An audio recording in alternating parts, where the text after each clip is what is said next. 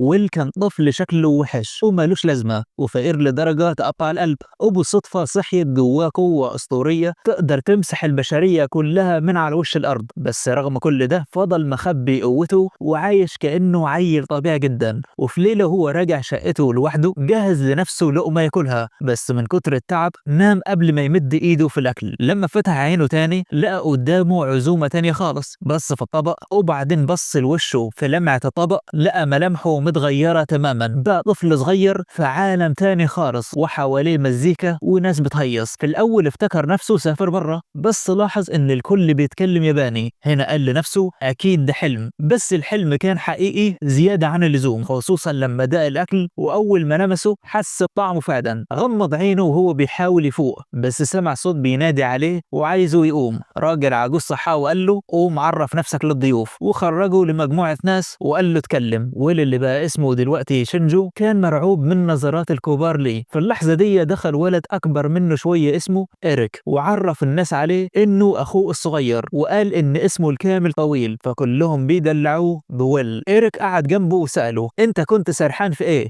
ولما ويل ما عرفش يرد إيريك قال له بما إنك عندك 5 سنين بس أنا هفهمك كل حاجة. النهاردة فرح أخونا الكبير كيرت على إيميلي بنت الراجل النبيل ماين. أبوهم تعب جدا عشان يلاقي عروسة كيرت وطاروا من الفرحة لما وافقت بنت ناس من الطبقة النبيلة تتجوزه. هنا ويل فهم إن عيلته هي كمان من الطبقة النبيلة. طول السهرة الناس كانت بتشرب وتهيص، وويل لسه بيحاول يستوعب جسمه الجديد والوضع الغريب ده، بس اللي طمنه إنه فاهم اللغة وعارف يقرأ اليافط والرسايل. ومن شكل الحفلة افتكر إن العيلة غنية، وبما إنه الابن الثالث قال لنفسه خلاص لا شيل هم الشغل ولا هم أكل، ومسك الشوكة وكمل أكل ولا كأن في حاجة حصلت. بس يا فرحة ما تمت. ثاني يوم الصبح ويل اتصدم من شكل الفطار، مفيش غير عيش ناشف ومقرمش وطبق شوربة صغير ملوش طعم. والأفظع إن عيلته كانت بتاكل الأكل ده وعادي جدا. بص حواليه لقى ورق الحيطة بيقع والترابيزة الخشب قديمة ومتدشدشة. لما إيريك رجع من الصيد ويل سأله وهو مستغرب مش إحنا لسه عاملين حفلة قد كده امبارح؟ ليه قلبنا شحاتين كده النهاردة؟ إيريك رد عليه وقال له يا حبيبي إحنا ما كانش ينفع نبان غلابة قدام معازيم الفرح، كان لازم نرسم البرستيج ونبين إننا ولاد ناس، لكن الحقيقة إحنا فقراء جدا، والحيطان المشققة دي كنا مدارينها بالستاير، والأكل النظيف ده كان ليلة الفرح وبس. ودلوقتي كل حاجة رجعت لأصلها، عيش ناشف وشربة مية. والحاول يواسي نفسه وقال ماشي أنا الابن الثالث لعيلة نبيلة، يعني أكيد هورث حتة أرض صغيرة أسند نفسي بيها. بس الصدمة جت لما إيريك عرفه على أخوه هيلمت، وبعدها بشوية وصل أخين كمان بول وهيرمان، وإيريك كمان قال له إن في أخين تانيين ما جوش الفرح أصلا. هنا ويل عرف الحقيقة المرة، هو مش الابن الثالث، ده الابن الثامن لعيلة نبيلة على الحديدة. بدأ ويل يحاول يفهم هو فين بالظبط. عرف إنه في مملكة اسمها هيلمت والعاصمة بتاعتها زحمة جدا، لكن هم عايشين في منطقة ريفية بعيدة ومنعزلة ما فيهاش غير 800 بني آدم، وهو الابن الثامن اللي مالوش مكان في الإعراب. وهو مخنوق من عيشته دي لقى 3 من إخواته بيودعوا أمهم وماشيين، فجرى يسألهم في إيه. إيريك قال له إنهم ماشيين يغوروا في داهية يدوروا على شغل، لأن الأرض مش هتتقسم عليهم. الأخ الكبير كيرت هياخد كل حاجة، وهيرمان هيتجوز في عيلة تانية، والباقي لازم يبدأوا من الصفر في العاصمة ومبقاش ليهم لقب نبلاء خالص. إيريك نصحه وقال له يا ويل مالكش غير علامك، هو ده اللي هينفعك، وسابه ومشى. والقلب اتكسر وهو بيودع اخواته. ويل طلع جري على مكتبة العيلة عشان يلحق نفسه ويذاكر، بس ما لقاش غير كتب شعر وروايات غرامية. وهو بيرجع كتاب مكانه وقعت علبة من فوق لقى فيها ورقة وكرة بلور. الورقة بتقول ان دي بلورة اختبار سحر عشان تعرف الشخص عنده قدرات سحرية ولا لأ. في الأول ما أخدش الموضوع جد، بس افتكر انه في عالم تاني فعلا. قرأ ان واحد بس من كل 1000 هو اللي بيبقى عنده مانع كفاية عشان يعمل سحر. قال أجرب وحط ايده على البلورة، وهو مش عاقد امل كبير. في الاول ما حصلش حاجه، بس فجاه البلوره نورت بنور ابيض شديد جدا لدرجه تعمي. في نفس اللحظه دي كان في راجل شعره طويل في وسط الغابة حس إن في حاجة مش طبيعية حصلت. ويل رجع يقرأ الورقة بسرعة وهو مذهول، لقى مكتوب إن لو البلورة نورت جامد كده يبقى الشخص ده عنده قدرات سحرية جبارة ولازم يتعلم على إيد مدرسين متخصصين. قعد يدور في المكتبة كلها على أي كتاب سحر، ما لقاش غير قصص وسفر. وفي وسط ما هو بيدور دخل أبوه وقال له إنه ما بيعرفش يقرأ أصلا وإن دي كل الكتب اللي عندهم، وأمره يروح الغابة يلم خشب عشان التدفئة. في الغابة ويل حاول يعمل سحر بغصن شجرة، حاول يمين شمال مفيش فايدة، فتعصب جدا. وفجأة سمع صوت بينادي عليه، بص لقى راجل شعره طويل نازل من السماء. الراجل كان فرحان إنه لقاه وسأله عن اسمه، بس ويل خاف ورفع عليه الغصن يهدده. الراجل اعتذر له وبكل هدوء أخذ منه الغصن ورماه بعيد وقال له ما تخافش أنا ساحر. الغصن اللي رماه الراجل وقع من فوق منحدر وخبط في صخرة كبيرة. الصخرة وقعت على خنزير بري عملاق.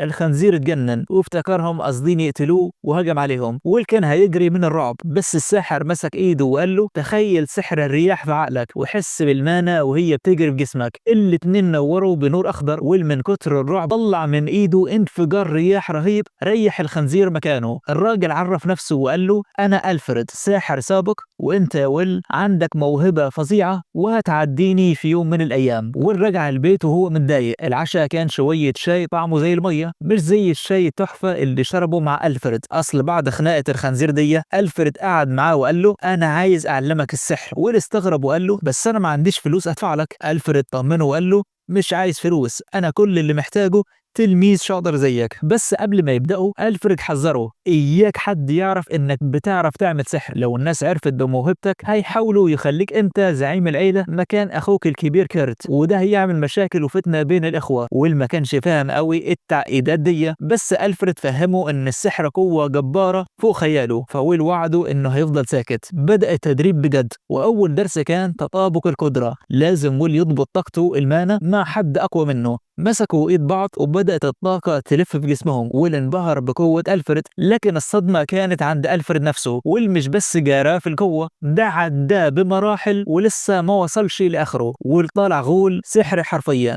في البيت الأب لقى بلورة السحر مكانها متغير، استغرب بس ضحك وقال لكيرت تلاقي ويل كان بيجرب وفشل وجاله إحباط. وكيرت قعد يضحك معاه وهو فاكر إن أخوه الصغير مالوش في السحر. وهم بيضحكوا كان ويل في الغابة بيتعلم سحر النار، وفي كام يوم بس بقى محترف. ألفريد كان بيجيب له خضار من الجبل عشان لما يرجع البيت يقول لأهله إنه كان بيجمع خضار ومحدش يشك فيه. بس كيرت قلبه ما كانش مطمن، سأل ويل أنت جبت الخضار ده منين؟ الأب لاحظ إن النوع ده ما بيطلعش غير في الناحية التانية من النهر ومفيش كوبري هناك. يعني إيه؟ هل ويل طار مثلا؟ الأب ضحك واعتبرها نكتة، بس كيرت بدأ يشك بجد إن أخوه وراه سر كبير. بعد كام يوم ويل وألفريد كانوا طايرين في السماء، وويل بيتعلم سحر التتبع. اصطاد عصفور بسحره وقعدوا يشووه واكلوه. وطلع ازازه شطه واداها لألفريد، بس الغريب ان ألفريد اكلها ولا كانها شطه اصلا. ألفريد حذره يدخل جوه الغابه قوي لان فيها وحوش وكنوز اللي بيدخلها ما بيرجعش. وفجاه ويل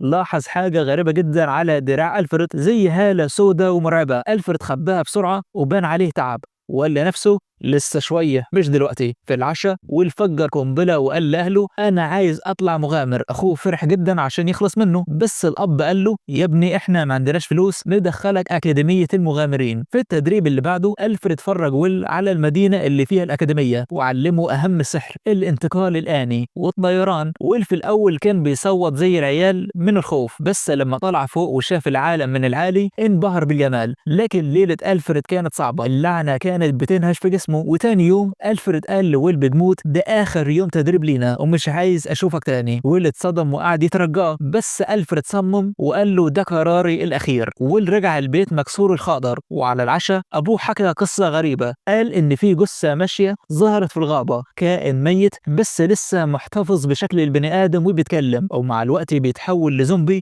مالوش عقل. في اللحظة دي ويل افتكر برودة جسم ألفريد وإنه أكل الشطة وما حسش بيها. خاف جدا وطار على الغابة في الضلمة يدور عليه، ووقع كذا مرة لحد ما وصل لألفريد، حاول يشده ويمشي بيه، بس ألفريد اعترف له بالحقيقة المرة: أنا هو الجثة الماشية اللي بيتكلم عنها يا ويل. حكى له إنه من 5 سنين كان بيحمي الدوك وهما بيدوروا على علاج لابنه، وهجم عليهم جيش وحوش. ألفريد حارب لحد ما طاقته خلصت ومات، بس عشان كان عنده أمنية أخيرة وهي إنه ينقل علمه لشخص يستاهل. روحه رفضت تسيب جسمه وتحول لجثة ماشية، وأول ما لقى ويل وعلمه حس براحة وإنه خلاص يقدر يمشي بسلام. ألفريد قال له: فاضل اختبار واحد يا ويل، لازم تطهرني بسحر القداسة. ويل رفض وهو بيعيط، بس ألفريد فرجه إن جسمه بدأ يتحلل وإنه لو ما خلصش عليه دلوقتي هيتحول لزومبي مرعب. ويل بدأ يقول التعويذة وهو قلبه بيعتصر، والنور بدأ يحرق الهالة السوداء اللي حوالين ألفريد. ألفريد كان بيصرخ من الوجع بس بيشجع ويل يكمل. وفي لحظة وداع مؤثرة ويل شكر أستاذه وودعه، وألفريد اختفى في وسط النور وهو بيضحك وقال له: عيش حياتك يا بطل. مرت السنين وويل كبر وودع أمه وساب البيت عشان يحقق حلمه ويدخل أكاديمية المغامرين. في الفصل اتعرف على بنتين، لويس وإينا، وكان في استمارة لازم يملوها عشان يعملوا فرق. ويل كان قاعد لوحده والكل خايف يقرب منه لأن إشاعة قوته الجبارة سبقت أفعاله، لدرجة إن المدرس نفسه قال: أنا ما عنديش حاجة أعلمها للولد ده. واحد اسمه إيروين كان مراقبه وافتكر إن ويل بيقيم الطلاب عشان يختار الأنظف فيهم. إيروين ولويس وإينا قرروا يثبتوا نفسهم قدامه عشان يرضى يضمهم لفريقه. وفي يوم الصيد الكل طلع في مجموعات إلا ويل. إيروين قال لزميلاته: لازم نصطاد أكتر منه عشان يحترمنا. بعد كام ساعة فريق إيروين رجع ب3 خنازير برية وهم فخورين بنفسهم. دخل ويل وفتح شنطة السحر بتاعته اللي أخدها من ألفريد وقعد يطلع وحوش وحيوانات لحد ما ملأ الترابيزة. الكل اتصدم وعرفوا إن الفرق شاسع. بالليل إيروين حكى للبنات إنه حاله من حالهم، هم مش الأبناء الأكبر في عيلتهم، وعشان موهبتهم كانت أكبر من أخوتهم أهاليهم بقوا يتجنبوهم ويحرجوا منهم، عشان كده هم عهدوا نفسهم إنهم يثبتوا وجودهم. تاني يوم ال3 دخلوا الغابة العميقة واتحصروا من قطيع دياب وكانوا هيموتوا خلاص، لولا إن ويل كان قريب وبحركة واحدة عمل سور صخري جبار حماهم. العيال اعتذروا لويل وقالوا: إحنا كنا بنحاول نثبت كفاءتنا بس، وأنت طلعت في ليفل تاني خالص. وفجأة المدرس دخل وقال لهم: الدوك باعت ليكم دعوة لحفلة كبيرة في القصر بتاعه. في الحفلة الكل كان مبهور بالقصر، بس كان واضح إن الدوك مش عايز يشوف حد غير ويل. الدوك أماديوس دخل وراح لويل وعزموا على اجتماع خاص، بس ويل عمل حركة جدعنة وصدم الكل لما قال: مش هروح لوحدي، لازم فريقي يجي معايا. وشاور على لويس وإينا وإيروين، ومن هنا بقوا رسميا فريق واحد. في الاجتماع ويل قابل بران ساحر القصر اللي طلع هو كمان أستاذ ألفريد زمان. بران عرف إن ويل هو تلميذ ألفريد لما شاف الشنطة السحرية معاه. ويل حكى له اللي حصل وإنه طهر روحه وسابها تمشي بسلام. بران شكره جدا ورجع لويل كل الحاجات اللي كانت في الشنطة، وكمان الدوك كافئه ب1000 قطعة ذهبية وقصر كبير بالكل ألفريد. ويل لقى نفسه في قصر لوحده فحس بالوحدة وقال: ظن يجي أصحابي يعيشوا معايا. وفعلا بقوا شلة واحدة. بعد فترة الفريق ركب سفينة طائرة عشان يروحوا يحضروا فرح إريك أخو ويل. وهم في الجو السما صافية فجأة الغيوم اسودت وظهر كائن مرعب، تنين العظام. الركاب جالهم حالة رعب والسفينة كانت هتتحطم. الساحر بران كان موجود بس قال: انا ما اقدرش اهزمه، السحر بتاعي مش بيأثر في الكائنات الميتة، مفيش غير واحد بس هو اللي بيقدر. وبص لويل، ويل في الاول اتردد بس بران شجعه. ويل طار في الجو وقابل التنين وجها لوجه. التنين نفخ عليه دخان اسود سام، بس ويل عمل درع حماية وحمى السفينة كلها وبدأ يجمع طاقته كلها في سحر القداسة اللي علمه له ألفريد. الضربة كانت جبارة، النور طلع من ايد ويل وضرب التنين في مقتل. التنين وهو بيموت ما كانش عايز يموت لوحده وقرر انه يرمي نفسه بكل تقله على السفينة عشان يدمرها ويغرق الكل معاه. وبعد محاولات يائسة التنين شن اخر هجوم ليه، بس ويل عمل حوالين نفسه درع سحري حماه، وفي ثواني التنين انهار وعظمه اتفرق في كل حتة. ويل لم العظم ده كله في شنطته السحرية ولقى وسطهم جوهرة التنين الغالية. الركاب اللي كانوا معاه اول ما شافوا المنظر ده عملوا حفلة كبيرة وهيصوا، وبعدها بران عرفهم على واحد صاحبه قديم من الفريق بتاعه اسمه ريتو، وده دلوقتي شغال تاجر. تاني يوم الكل كان مطبق مطبق وماشي يتطوح من كتر السهر في الحفلة. إلا ويل واصحابه كانوا فايقين وعينيهم على العاصمة اللي قربوا يوصلوا لها. أول ما وصلوا بران فص ملح وداب وسابهم في رعاية التاجر أوريتو. في اللحظة دي ظهر فرسان الملك وشكروا ويل إنه خلصهم من التنين وطلبوا منه يروح معاهم القصر. أصحابه سابوه عند البوابة وقالوا ليه إحنا هنسبقك على بيت إيريك. دخل ويل مع أوريتو عشان يقابلوا الملك، وهناك الملك أنعم على ويل بلقب برون من الدرجة السادسة مكافأة ليه على شجاعته. في بيت إيريك بران والباقي كانوا قاعدين يتكلموا في موضوع ترقية ويل المفاجأة دي، وإيريك ما كانش مصدق نفسه إزاي أخوه الصغير يبقى رتبته أعلى من أبوهم. اللقب ده كمان هيخلي ويل يقدر يفتح لنفسه سلالة نبلاء جديدة خالص. أصحابه خافوا ليشوف نفسه عليهم ويبطل يغامر معاهم، بس بران طمنهم وقال لهم إن الألقاب دي مش هي اللي هتقيده. في الوقت ده في القصر ويل كان خلاص جاب آخره. النبلاء هناك نازلين تقطيع في بعض على تمن عظم التنين والجوهرة اللي جابها. واحد عايز ينزل السعر للأرض والتاني عايز يرفعه للسماء، لحد ما هول الكاهن دخل وخلص ويل من الدوشة دي وقال للنبلاء اشتروا الحاجة بتمن عادل وخلصونا. أوريتو فهم ويل إن كل اللي واقفين دول عايزين يسحبوه لصفهم، من أول التاجر اللي عايز المصلحة لحد هول اللي نفسه يضمه للكنيسة. أول ما ويل حط رجله برا القصر لقى واحد في وشه عمال يصرخ ويشوح برمح. أوريتو قال له ما تقلقش،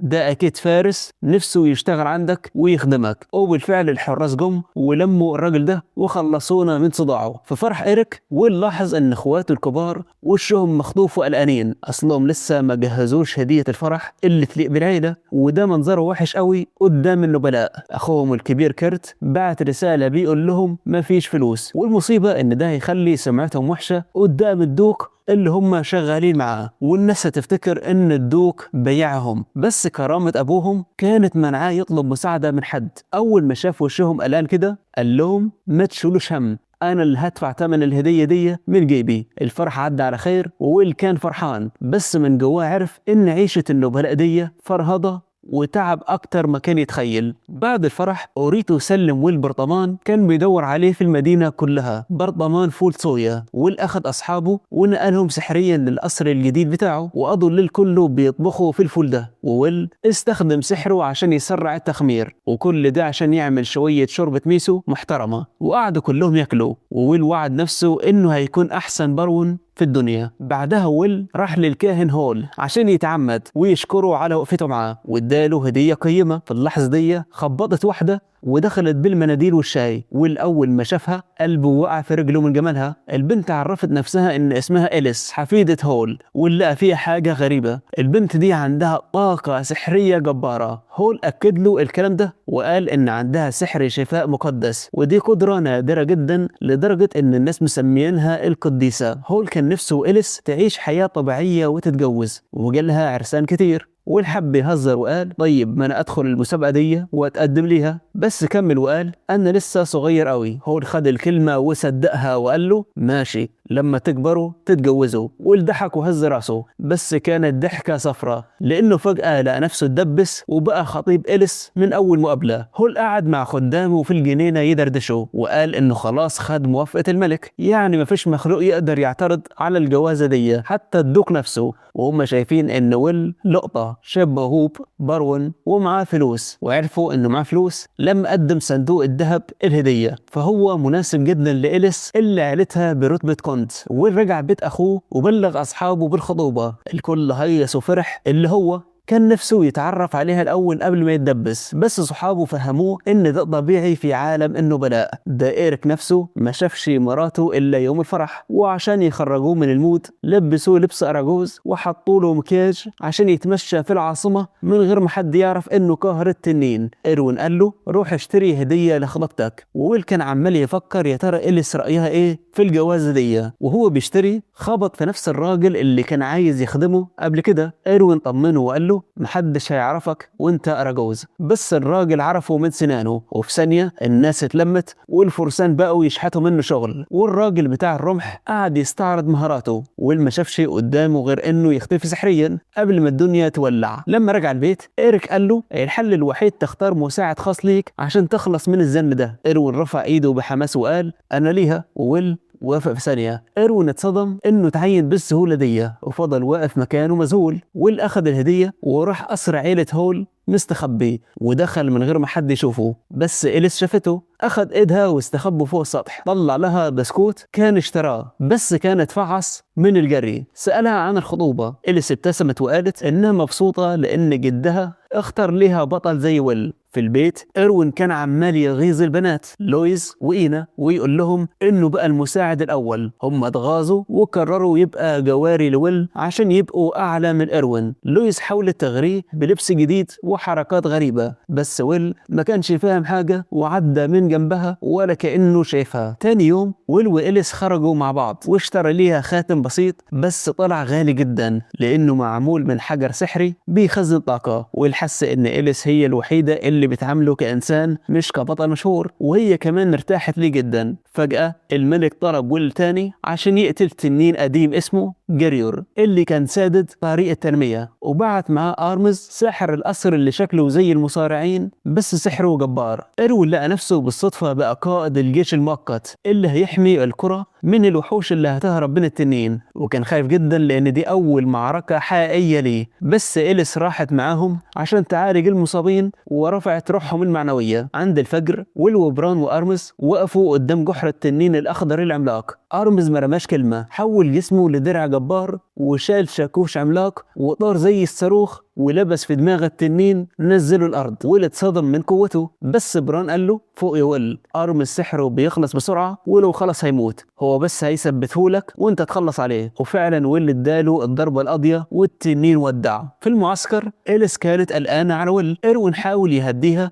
وأكلها من شوربة الميسو اللي ويل بيحبها لحد ما جالهم الخبر إن التنين مات. ويل لم الجثة عشان يبيعها، بس بران قال له التقيل لسه جاي، الوحوش اللي هتهجم بالآلاف أصعب من التنين نفسه. وفعلا إليس قضت الليل كله تعالج في المعسكر المصابين لحد ما سحرها خلص، واضطرت تستخدم الطاقة اللي ويل خزنها ليها في الخاتم وكملت علاج من غير سحر عشان تنقذ الناس. أول ما ويل رجع وشافها إليس وقعت من التعب، ولما فاقت قالت ليه أنا دلوقتي عرفت انت ليه بتكره كلمة بطل، لأنها شيلة تقيلة قوي. بعدها ويل استقر في العاصمة واكتشف ان أرمز يبقى عم إليس، والوافق انه لويز وإينا يبقوا معاه في القصر كجواري عشان يخلص من زنهم. والغريبة ان إليس ما منعتش خالص وقالت عادي. دخلنا بقى في جد الجد. الملك أعلن عن بطولة النبلاء الكبرى ودي إجبارية، ودخل في فئة السيوف، بس الصدمة ان السحر ممنوع نهائيا. إيروين كان هيموت من الرعب لانه من غير سحر، وقعد يتدرب لحد ما ايده جاب الدم. المصيبة كبرت لما عرفوا ان فيرون البطل القديم المرعب هيشارك عشان يعلم الشباب الادب. يوم البطولة ويل في اول ماتش ليه لقى نفسه قدام فيرون، الجرس ضرب وفيرون لبسه قبضة السيف في بطنه والغاب عن الوعي في ثانية، وصحى لقى نفسه خسران. قعد يشرب شاي ويتفرج على اصحابه. إينا وصلت للنهائي في الرماح بس خسرت قدام RD الشاب بتاع الرمح اللي كان عايز يشتغل عند ويل. إيروين بقى وصل لنص النهائي بكتف مخلوع وتعبان وكان هيتحطم، بس لما شاف الاكل اللي ويل طبخه له بنفسه عرف ان ويل عمره ما هيتخلى عنه